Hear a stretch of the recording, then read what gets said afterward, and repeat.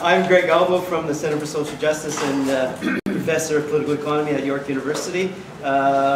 This is part of a series of workshops that we're holding, coordinated by Kevin Skerrett from CUPE National, CUPE's researcher on pensions, on pension funds, unions, and working class strategies.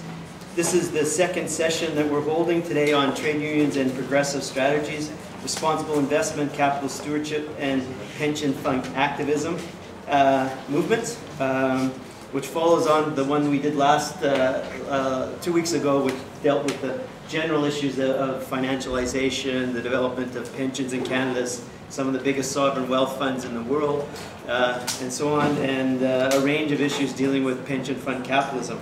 We have 3 speakers today who have been extensively involved in research, writing, activism in around pension issues, financial capital, and so forth.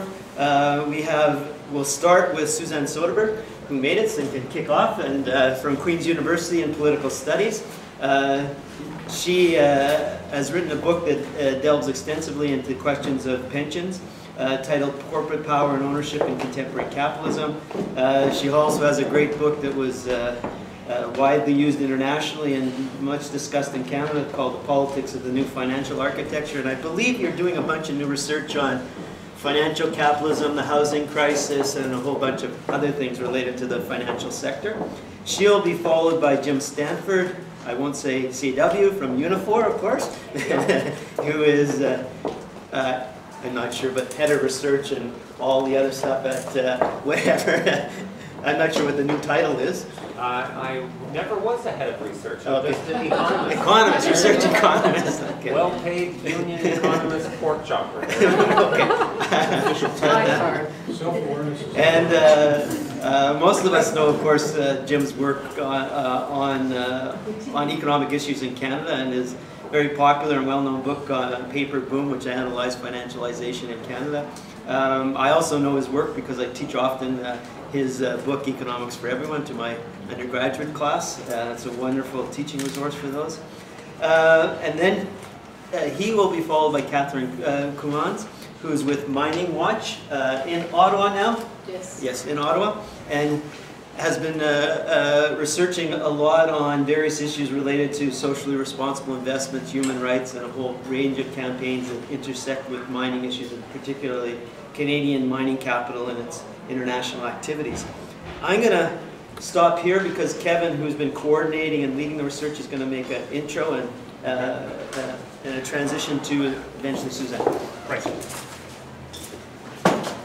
Thank you, Greg, and thanks to everybody who came back, or some of you may be here for the first time. I'm not going to say very much because we've got a great panel to hear from.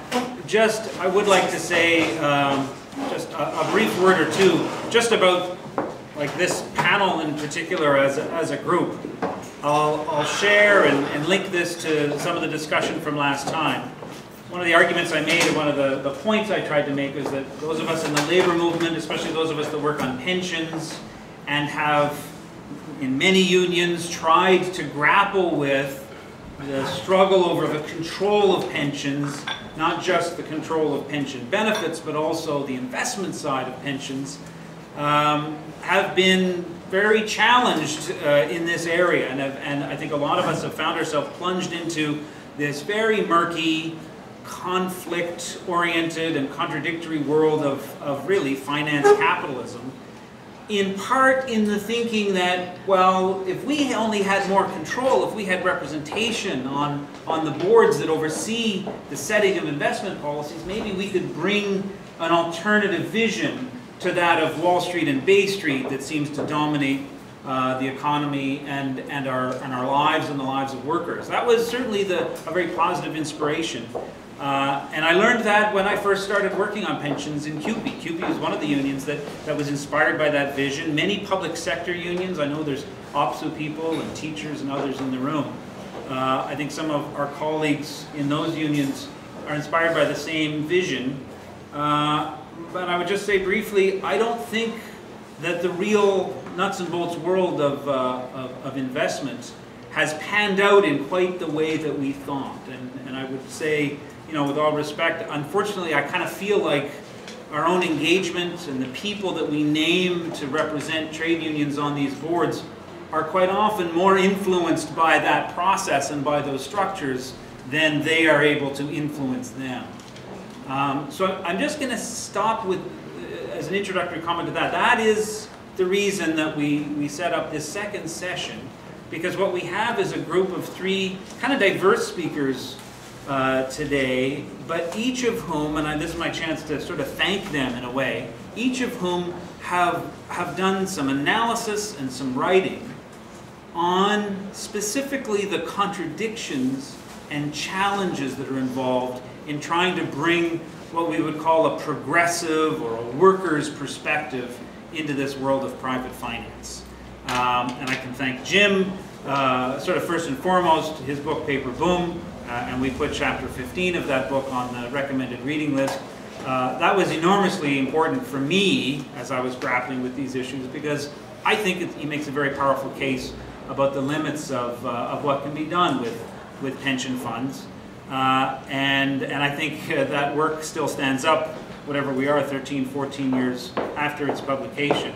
And then really, I've been looking for other sorry, Jim. Speak for yourself. Yes, other things like that. I will say another similar analysis, although different, is found in Doug Henwood's work, a book called Wall Street, which came out actually before Paper Boom, I think.